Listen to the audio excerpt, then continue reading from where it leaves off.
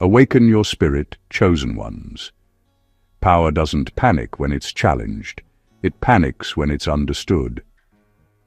There's a popular story people love to tell about control, that it's loud, dramatic, and obvious. That if someone is being watched or studied, there must be flashing lights, dark rooms, and secret files stamped in red ink. The truth is far less cinematic and much more unsettling. Real systems don't chase people, they quietly sort them. They observe behavior, measure reactions, track patterns, and move on without ever announcing their presence. If you've ever felt out of step without knowing why, it's not because you're special in a mystical sense, it's because systems notice what they can't easily categorize. Here's a fact that rarely gets talked about. Modern institutions don't primarily rely on force, they rely on predictability. From education to employment to social platforms, most structures are designed to reduce human behavior into trends that can be anticipated and managed. The smoother the prediction, the cheaper the control. But every so often, someone doesn't move the way the data expects. They don't react on cue. They don't absorb messaging the way they're supposed to. They don't panic when panic is encouraged, and they don't conform when conformity would be convenient. That's not rebellion, that's friction, and friction is expensive. So when people talk about being targeted, they often imagine hostility. What's actually happening is closer to mild confusion. Systems aren't angry at outliers, they're irritated by them, like a spreadsheet that refuses to balance or a software bug that won't replicate on command. It's not personal, it's logistical. Control prefers people who respond the same way every time. Independence ruins the math. There's also a slightly absurd side to all of this. Entire departments, massive budgets, and serious-looking meetings exist just to figure out why some people don't behave as expected. Grown adults in suits staring at charts, wondering why one variable refuses to cooperate. If that's not unintentionally funny, nothing is. This isn't a story about secret villains or dramatic takedowns.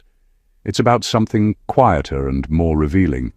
What happens when a system built on averages runs into someone who refuses to live as one? Number one, you weren't targeted, you were noticed. Being noticed isn't dramatic. It doesn't come with warnings, threats, or secret meetings about you as a person. It's quieter than that, and far more ordinary. Large systems don't operate on emotion or obsession. They operate on patterns. They scan for what fits and what doesn't, the same way a machine checks for errors. When something doesn't line up, it gets flagged. Not because it's dangerous, but because it's different enough to disrupt smooth operation.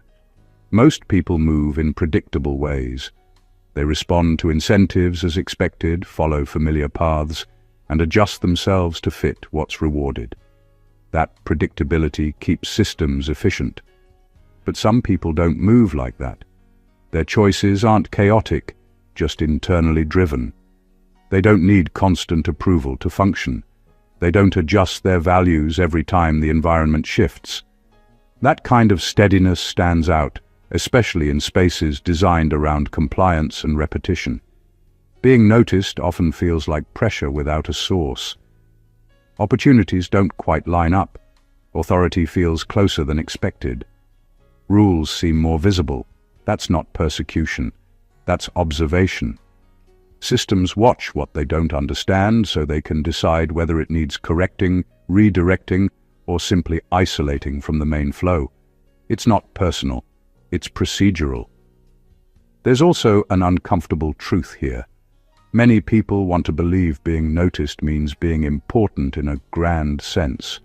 In reality, it usually means being inconvenient. Independence slows processes down. Critical thinking introduces delays. Someone who doesn't respond on cue forces systems to work harder, and systems dislike inefficiency more than they dislike dissent. What makes this interesting is that noticing doesn't automatically lead to action. Often, nothing happens at all. The system just keeps a mental note, a file without drama, a data point that doesn't get averaged out. Over time, that awareness can create tension, not because you're being hunted, but because you can't be smoothly absorbed. That's the part most people miss. Being noticed doesn't mean you're in danger. It means you don't disappear into the background. And in a world built to reward blending in, simply remaining visible without trying can feel unsettling. Not because you did something wrong, but because you didn't do what was expected. Number 2. Independent thinkers are statistical problems. Independent thinkers are quietly disruptive. They don't shout, they don't make a scene, but they bend the rules of predictability in ways systems aren't built to handle. Most structures, whether government projects, corporations, or social institutions, rely on averages. They count on people responding in measurable, repeatable ways. When someone doesn't, it's not just inconvenient. It's a problem that can't be solved with a template. It's a variable the system can't easily plug in. What makes independent thinkers so noticeable is subtle. They process information differently. They make decisions on their own terms. They don't follow trends simply because everyone else is following them, and they rarely react the way algorithms expect. Systems are designed for repetition. Predictable behavior keeps the gears moving smoothly. When one person consistently acts outside those expectations, it creates friction. It's not rebellion. It's simply non-conformity at a level that matters statistically. This friction isn't abstract. It translates into attention. Meetings may occur where your name appears in slides, reports may be quietly generated, or subtle adjustments may be made around your behavior. It's all procedural. No one is conspiring against you personally. The system is just trying to calculate the uncalculable. It's trying to fit you into an equation that doesn't have a spot for you. The reality is striking and often overlooked. Independence is a threat not because of power or skill, but because it resists control. Systems aren't designed to handle unpredictability efficiently. They like people who can be grouped, measured, and forecasted.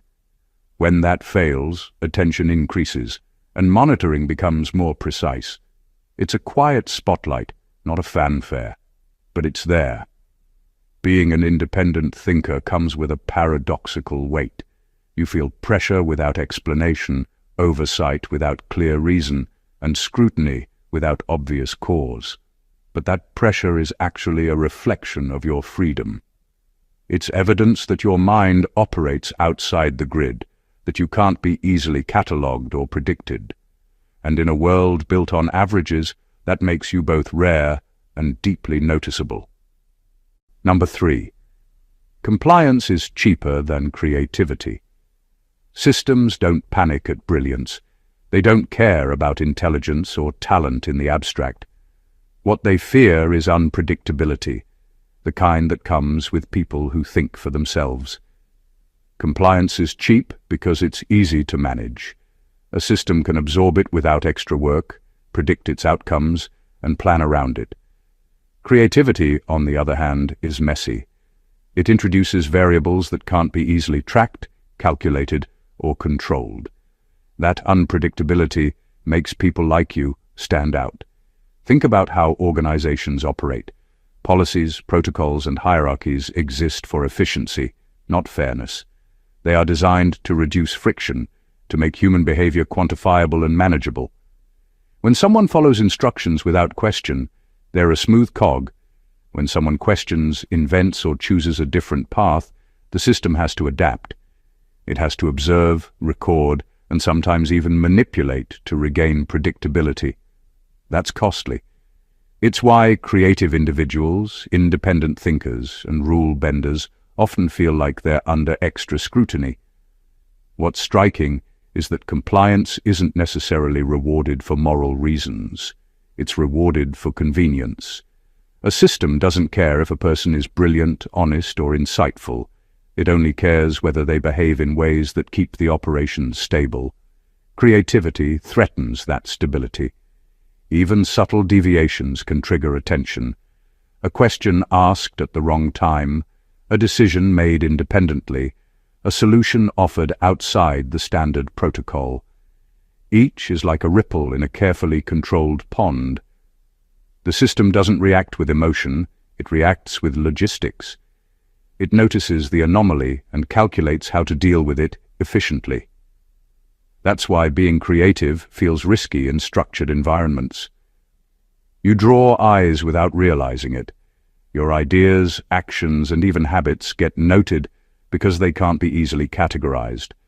The system isn't out to get you, it's out to predict you. And when prediction fails, attention increases. Being noticed for creativity is double-edged. It can open doors, but it also creates resistance, oversight, and quiet observation. That tension is the cost of independence. It's uncomfortable, but it's proof that your mind operates outside the ordinary, beyond what can be bought, manipulated, or controlled easily. Number 4. You asked questions others accepted answers for. Asking questions isn't inherently dangerous. Most people do it without thinking, and most systems encourage it, up to a point.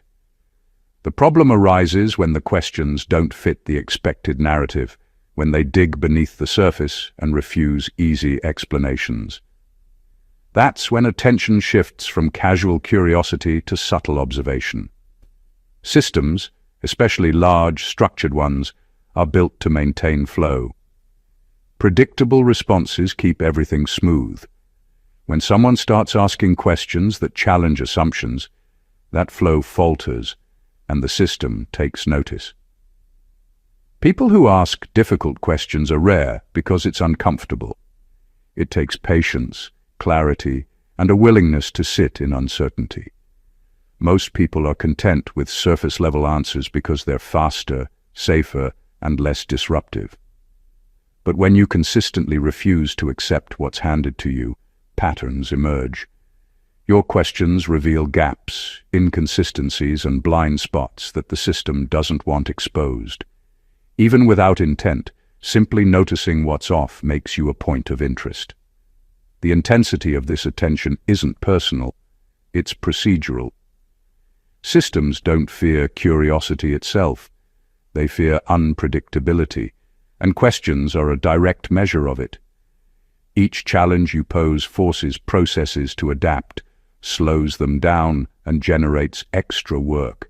It doesn't matter if your curiosity is innocent or deliberate. The act of questioning signals that you're not just another compliant cog. You operate on a level that can't be easily controlled or predicted. There's also a subtle power in being the one who asks. Questions create clarity, expose hidden assumptions, and uncover motives.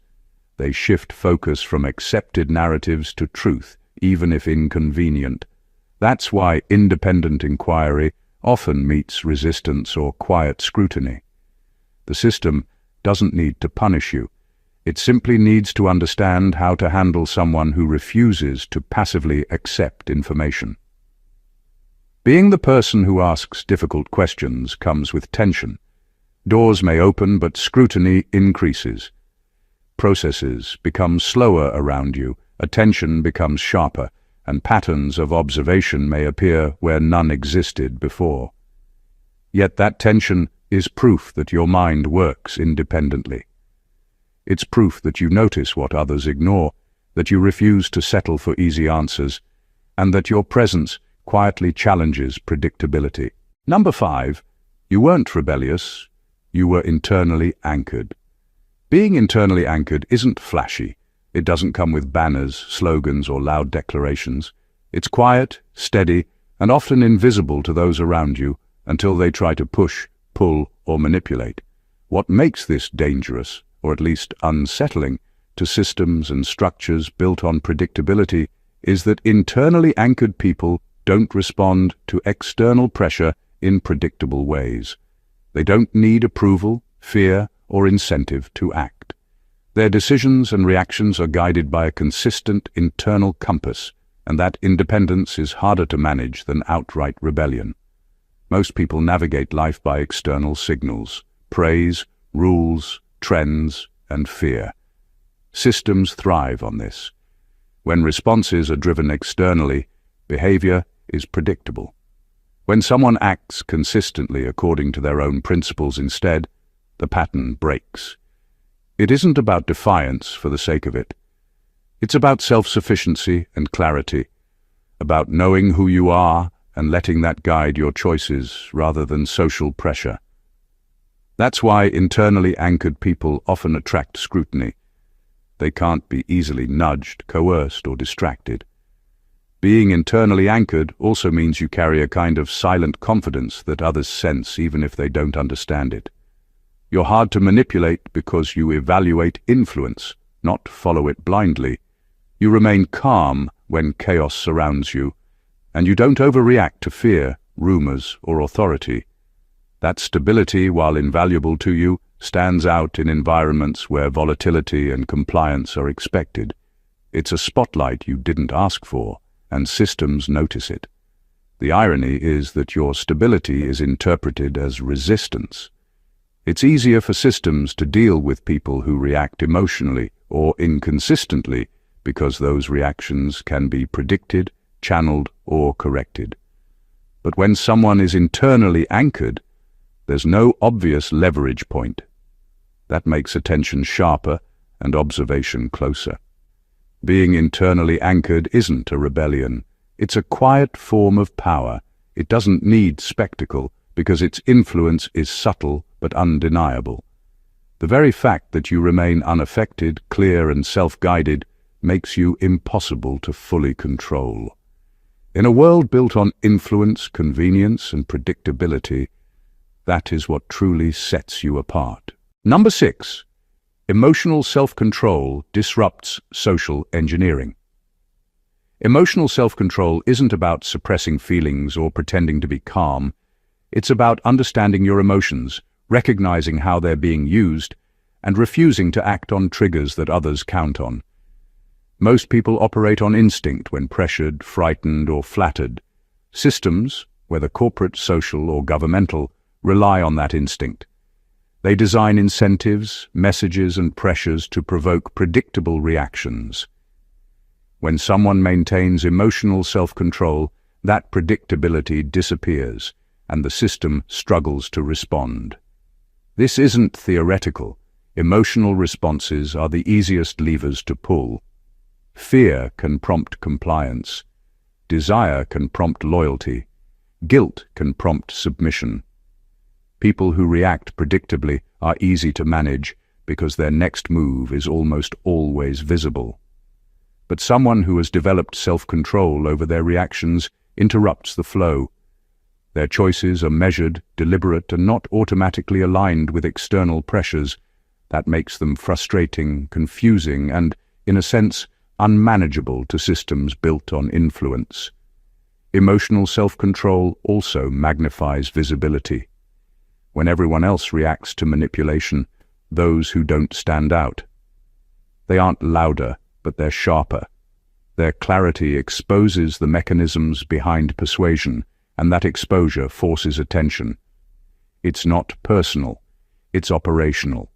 Systems aren't offended by calm people. They're forced to adapt, to monitor, and sometimes even to overcomplicate simple processes just to account for the anomaly. The power of emotional self-control is silent but profound. It makes you difficult to manipulate, hard to predict, and resistant to coercion. It protects your decisions from being hijacked by external agendas and prevents your behavior from being catalogued as easily as the average person's. The more composed you are in an environment designed to provoke, the more noticeable you become. Not because you're doing anything dramatic, but because you're refusing to participate in the chaos the system expects. In a world built on leverage, influence, and predictable behavior, emotional self-control is a quiet rebellion. It doesn't shout, it doesn't threaten, but it fundamentally disrupts the very mechanisms others rely on to guide and control human behavior. That disruption makes you both powerful and uncomfortably visible. Number 7. You resisted identity packaging. Identity packaging is everywhere, from school to work, from social media to government forms. Society loves to categorize people. Labels simplify understanding. They make people predictable. They allow systems to anticipate behavior, assign roles, and manage interactions without thinking too hard. Most individuals accept these labels willingly because they offer comfort, belonging, or status. But when you resist being neatly packaged, when you refuse to fit into boxes others create for convenience, you immediately stand out. That refusal is invisible yet powerful, and it quietly unsettles any system that thrives on predictability. Resisting identity packaging isn't about being rebellious. It's about being self-defined. You don't let others' categories dictate your behavior, your choices, or your potential. You move according to your own principles, not the expectations associated with a title, demographic, or role. That independence isn't just noticeable, it's difficult to process. Systems expect people to align with their labels because labels allow assumptions. Without labels, assumptions fail. Without assumptions, management, prediction, and control become messier and more resource-intensive. The attention that comes with resisting identity packaging is subtle but constant. People notice your inconsistency with expected norms, your refusal to conform to groupthink, and your ability to operate outside the usual scripts. It's not a matter of threat, it's a matter of logistical inconvenience. Every time someone defies a label, it forces a recalculation. Decisions about you can't be automated. Standard processes can't be applied. You become an anomaly, and anomalies, no matter how harmless, are always observed. There's also a psychological impact. Resisting labels preserves autonomy. It keeps your actions genuine, your motives unmanipulated, and your potential unrestricted by external definitions. But it also makes others uncomfortable because humans and systems prefer neat categories. They want to know who you are before they interact with you, and your refusal to be defined deprives them of that certainty. Being self-defined, unboxed, and unwilling to be simplified isn't flashy, but it is quietly powerful. It draws attention without seeking it, exposes assumptions, and makes you fundamentally harder to predict, manage, or control. In a world obsessed with categories, that resistance is a subtle form of influence and independence that cannot be ignored. Number 8. Your silence wasn't power, your clarity was. Silence is often mistaken for submission, mystery, or even weakness. People assume that if you're quiet, you're disengaged or uninvolved. The truth is far more compelling. Your silence is a reflection of clarity. You don't speak to fill space, to impress, or to manipulate. You speak when it matters, and when you do, your words carry weight because they're deliberate, considered, and grounded in understanding. That kind of clarity is rare, and it draws attention in ways noise never could. Systems and people alike are designed to respond to stimuli. Loudness, drama, or reactive behavior triggers patterns that are easy to predict and manipulate. Silence, on the other hand, breaks that rhythm.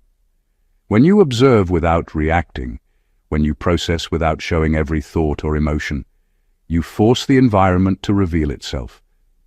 People and systems notice this because they can't easily anticipate your next move.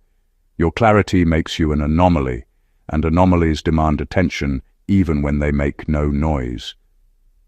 Being clear in your intentions and thoughts also creates invisible boundaries. You don't need to argue, persuade, or justify yourself constantly. Your actions and decisions reflect understanding, and that signals that you are internally guided rather than externally swayed. That's uncomfortable for structures that rely on predictable behavior because they can't control someone whose decisions aren't driven by external cues. You are measured, not reactive, and that difference is magnified in contrast to the predictable noise around you. Your clarity also acts as a subtle lens on the world. It exposes inconsistencies, reveals weaknesses, and highlights patterns that others take for granted. Observers may not realize it consciously, but they adjust around you because your calm, deliberate presence disrupts assumptions. It isn't aggression, it's clarity in motion. The power of your silence isn't in the quiet itself. It's in the intelligence, foresight, and precision that underlie it. Systems, people, and situations are forced to account for you, not because you demand it, but because your presence alone exposes unpredictability and competence. That clarity, quiet but undeniable, makes you both influential and impossible to ignore. Number 9. You soar through incentives, not just rules.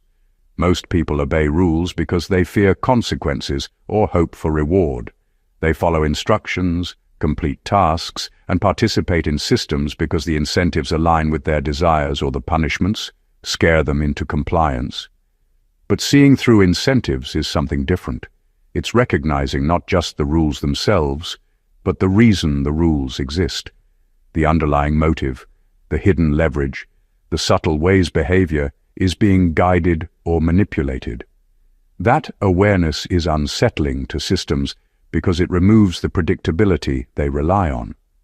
When you act based on understanding rather than coercion, you break the invisible scripts everyone else is following. Systems count on people responding in ways that align with the rewards or punishments they've designed. People who see through incentives don't act according to those scripts. They make decisions rooted in clarity, principle, or long-term reasoning instead of short-term gain or fear. That makes them anomalies.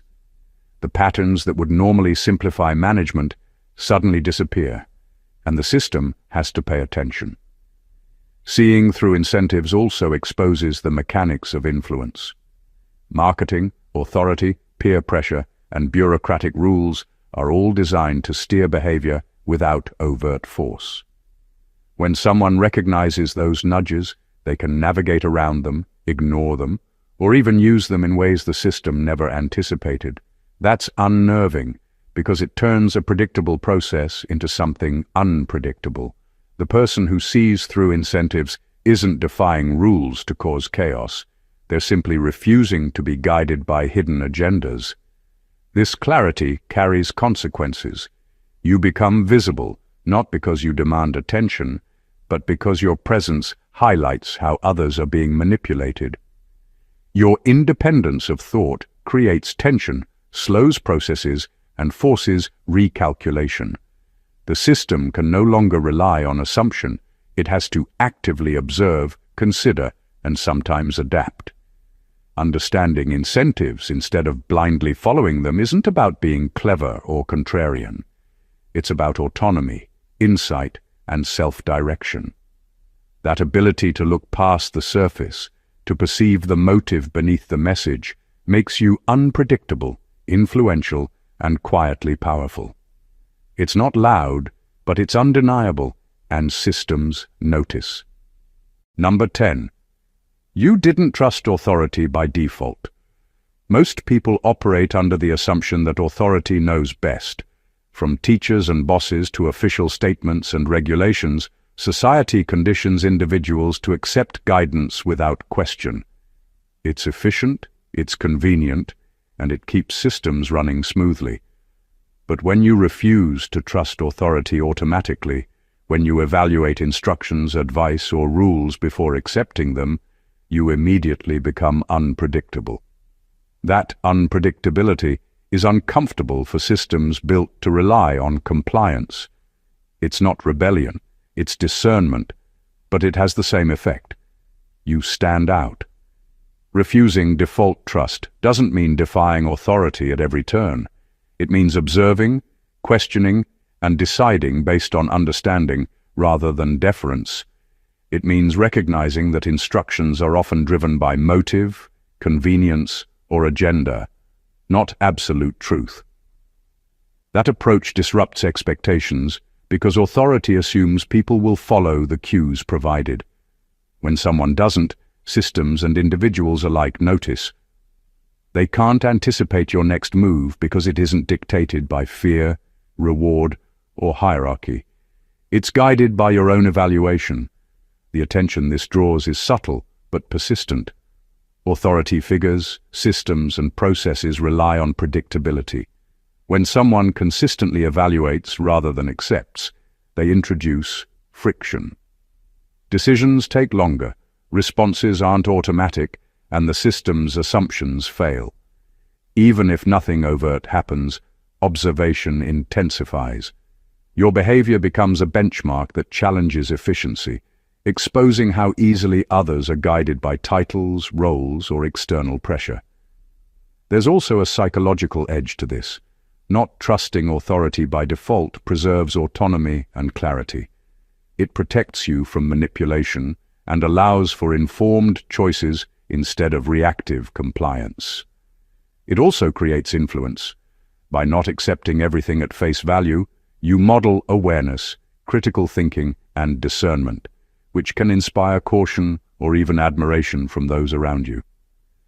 Refusing to trust authority automatically isn't about confrontation. It's about self-guidance. It quietly reshapes how people and systems interact with you. That quiet disruption, combined with clarity and independence, makes you impossible to fully predict, categorize, or control. In a world built on obedience and assumption, that is both unsettling and powerful. Number 11. You valued truth over belonging. Most people make compromises without even realizing it. They choose comfort over honesty, belonging over principle, and acceptance over clarity. It's natural. Humans are social creatures, wired to fit in. But when you consistently choose truth over belonging, you become an outlier. You don't just follow the crowd, you evaluate what the crowd is doing, what it stands for, and whether it aligns with reality.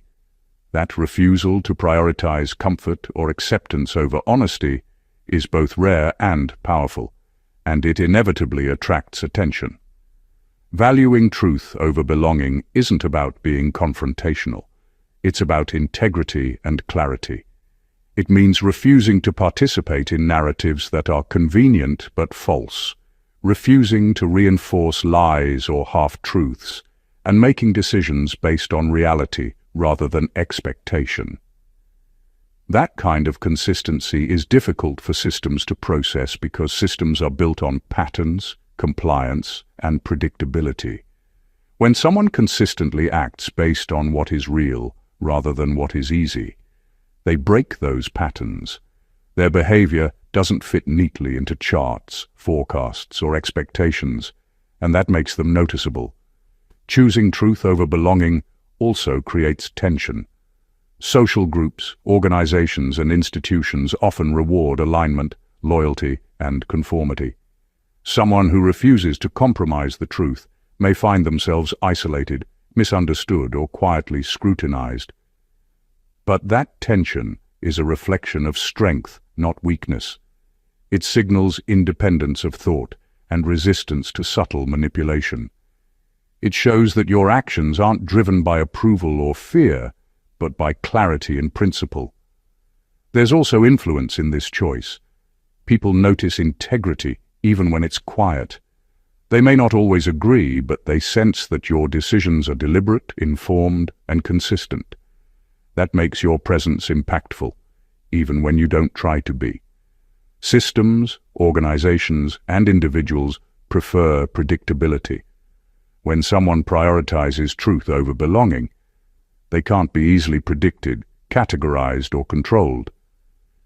Choosing truth over belonging is uncomfortable and isolating, but it is a form of power few possess. It places you outside manipulation, beyond compliance, and quietly unshakable in a world designed to favor conformity. It makes you visible, respected, and unpredictable, all without needing to demand it. Number 12. You weren't difficult. You were internally consistent. Being internally consistent isn't about stubbornness or rebellion, it's about alignment. Your actions, choices, and reactions are rooted in a personal framework that doesn't bend easily under external pressure. That consistency makes you reliable to yourself, but it also makes you unpredictable to systems built on manipulation and control. Structures and institutions prefer people who react differently depending on circumstance, mood, or influence. When someone maintains internal consistency, they break the expected rhythm, and that draws attention. Internal consistency is subtle but powerful. It means your decisions aren't swayed by every passing trend, peer pressure, or superficial incentive. You respond the way you would even if no one is watching, and you measure your actions against principle rather than convenience. That kind of self-alignment is rare, and systems notice it because it complicates predictability. People who are inconsistent are easier to manage. They're reactive, impulsive, and moldable. But someone who is consistent on the inside can't be bent, redirected, or easily categorized. This consistency also creates a quiet authority. You don't need to assert power or demand compliance. Your presence alone signals clarity and purpose. Others sense that your behavior isn't dictated by them or by circumstance. It originates from a stable internal guide. That stability is both enviable and unsettling. Systems and people alike don't always know how to handle someone who operates on their own reliable principles, because standard strategies of influence no longer work. Internal consistency is also a shield. It protects your decisions from manipulation and keeps your focus sharp. You're less likely to overreact, overcommit, or get caught in unnecessary drama because your behavior is guided by your own logic rather than external noise. That makes you visible but unmovable. Being internally consistent isn't flashy, but it's fundamentally disruptive to predictable environments. It makes you reliable to yourself, influential without trying, and impossible to control fully. In a world built on variability and manipulation, internal consistency is quietly powerful, and the systems around you can't ignore it. Number 13. You developed self-definition early. Developing self-definition early isn't about arrogance or isolation. It's about knowing who you are before the world tells you who to be. Most people spend years, sometimes decades, reacting to external expectations, following trends, adapting to peer pressure, and bending to societal norms. But when someone forms a clear sense of identity early, they operate from a position of internal authority. Their decisions, values, and goals are rooted in themselves rather than in approval, validation, or fear of judgment. That self-definition makes them quietly powerful and profoundly noticeable to systems built on conformity. Self-definition disrupts predictability because it resists external influence. Systems, organizations, and institutions rely on malleable behavior, on people responding in ways that are easy to anticipate. When someone knows themselves deeply, their reactions aren't dictated by authority, incentive, or social pressure. They move with intention and purpose, guided by internal logic rather than imposed expectation. That makes their behavior inconsistent with the averages and patterns that systems use to forecast and manage people. Being self-defined early also builds resilience. Challenges, manipulations, and pressures have less effect because the foundation of choice is internal, not external. You don't adjust who you are to fit someone else's plan, and you don't abandon principles for temporary advantage. That stability makes you less vulnerable to influence, more aware of manipulation, and able to navigate complex situations with clarity. There's a subtle social impact as well. People and systems around someone who is self-defined sense that their usual levers of control are ineffective. They may not always consciously register it, but they notice that the person doesn't react predictably, that they can't be easily categorized, and that their internal alignment shapes every decision. That visibility brings attention, not because of defiance, but because consistency and self-guidance are rare and powerful. Developing self-definition early isn't flashy, but it creates a quiet authority. It grants independence, resilience, and clarity that can't be bought or imposed. In a world structured to favor compliance and conformity, being self-defined is disruptive, unmistakable, and quietly revolutionary. Number 14. The real shock. The system never hated you, it simply couldn't use you. Most people assume that scrutiny, observation, or attention from systems means hostility. They imagine secret agendas, active targeting, or deliberate malice. The truth is far simpler and far more revealing. The system never hated you. It didn't need to. What it couldn't do was integrate you, control you, or make you predictable enough to be useful. Systems, whether governmental, corporate, or social, thrive on utility. People are assets when their behavior aligns with expectations, incentives, or roles. When someone operates outside of those predictable patterns, they aren't hated. They're functionally irrelevant, and that alone makes them an anomaly worth observing. Being unusable in a system isn't about weakness. It's about independence. Your decisions, actions, and principles aren't shaped by what the system wants. You act according to clarity, internal guidance, and principle. That autonomy is exactly what makes you visible and, in a way, untouchable. Systems don't attack it directly because it's unnecessary.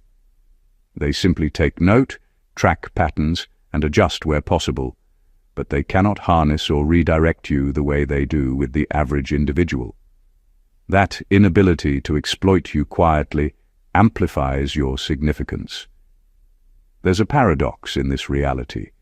The more useless you are to the system, the more pressure you feel, even when it's not personal. Rules seem tighter, oversight seems heavier, and scrutiny feels constant.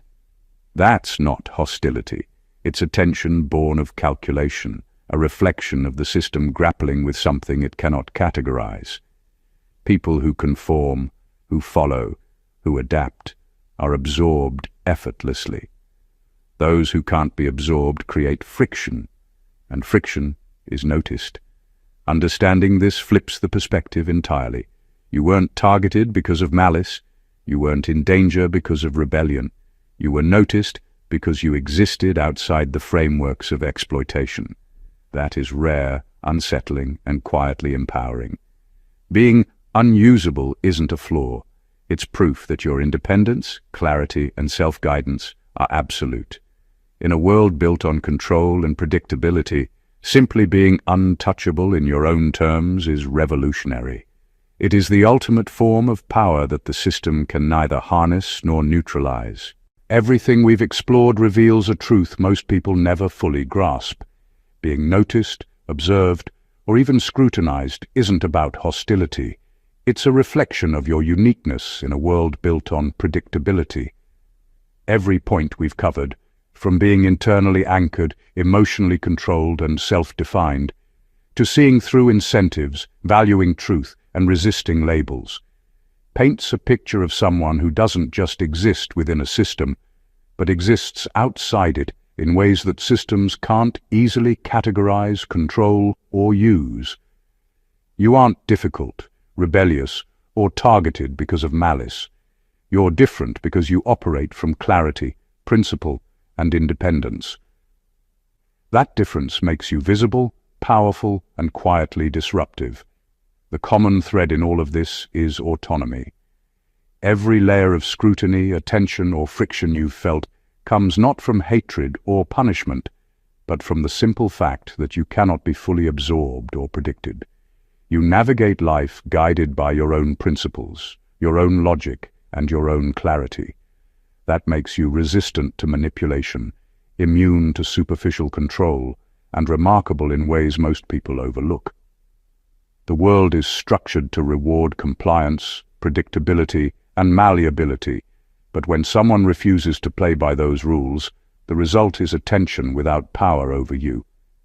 That attention is a mirror, reflecting the rare strength, independence, and vision that define you.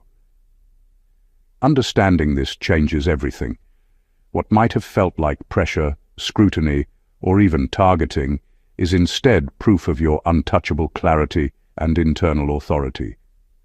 It's a reminder that independence, integrity, and self-guidance are invisible forces more powerful than force or influence itself. Simply being unshakable, consistent, and self-defined in a world built on averages is revolutionary. If this perspective hit differently, make sure you stay part of this journey.